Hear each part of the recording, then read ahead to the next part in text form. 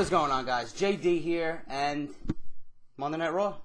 Monday Night Raw review, guys, as usual. I'm sorry I didn't bring this to you a little bit earlier. It is a little bit before 6 o'clock right now.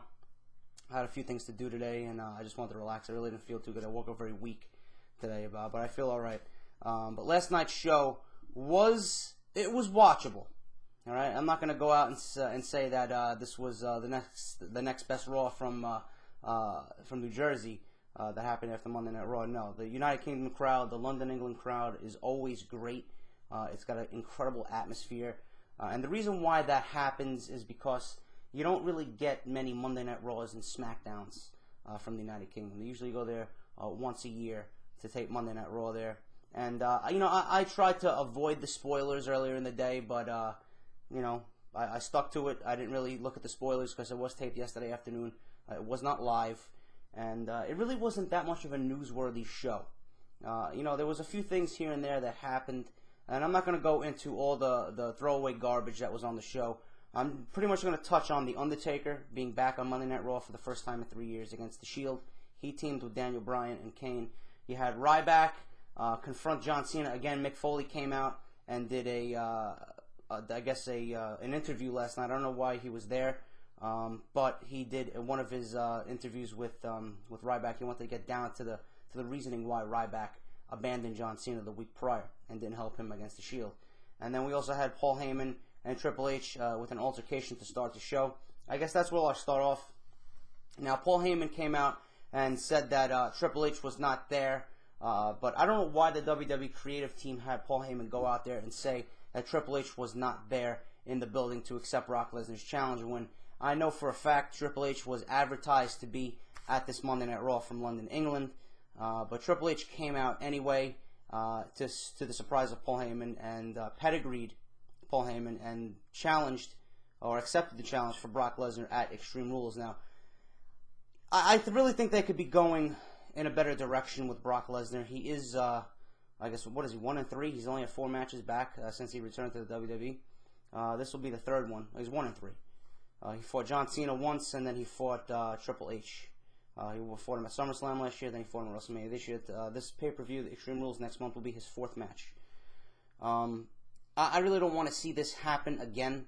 The only logical way, and I'll touch on this in my preview and predictions in a week and a half, or a couple of weeks, but right before the pay-per-view, Brock Lesnar needs to win this match. It's a steel cage match. I don't know. They said it's going to be a traditional steel cage match. I'm hoping it's the old school blue bars. If you guys remember that steel cage, the old school blue steel cage.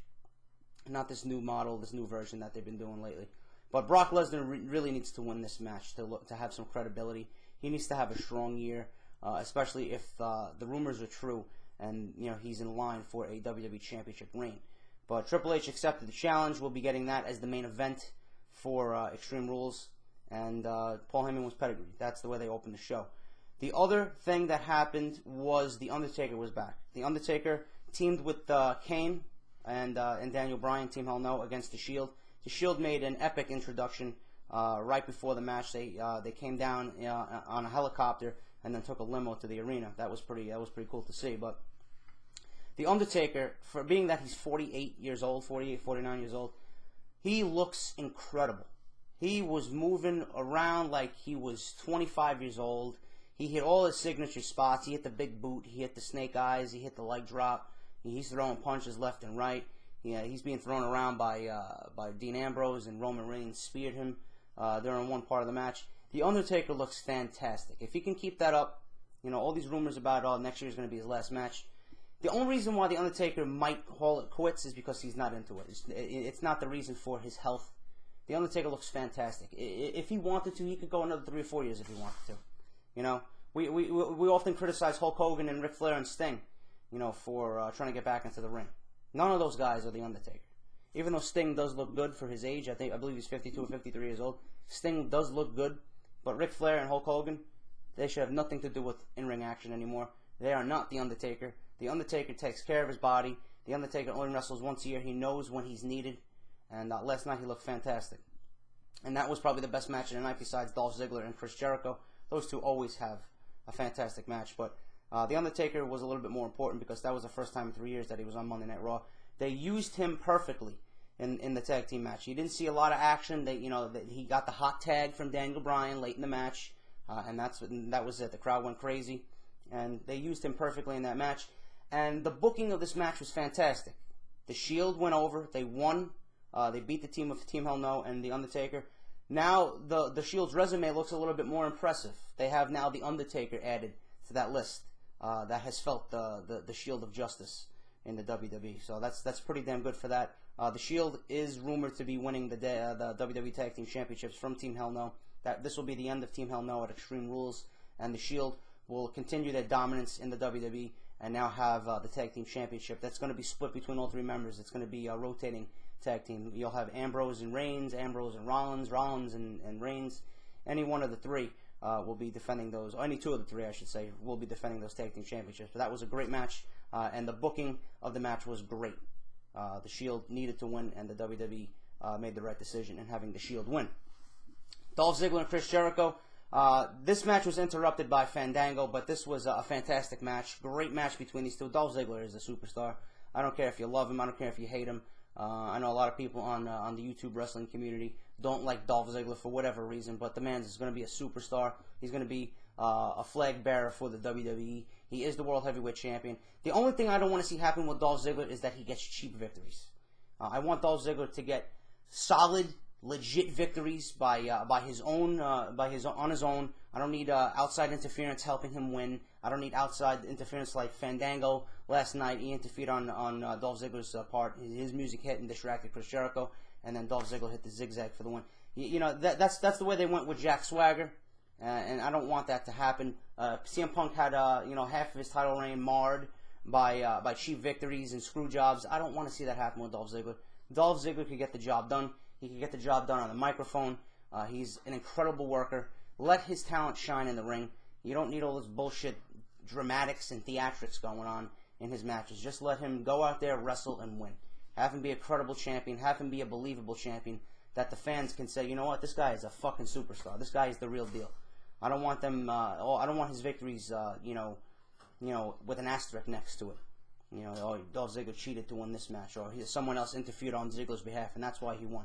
It's not going to be good for his character.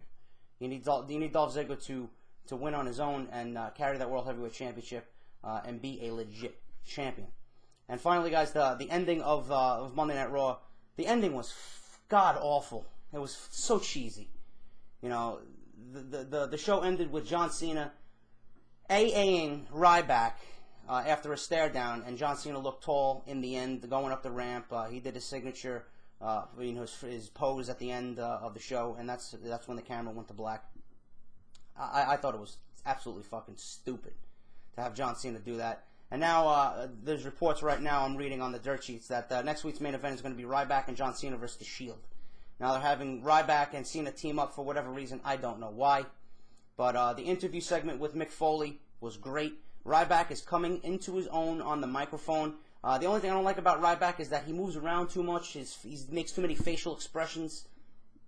Make him be an aggressive monster, but have him be direct. You don't need, again, all these theatrics, behind Ryback.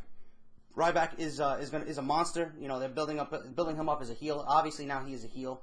If we didn't know that last week, we now know that this week.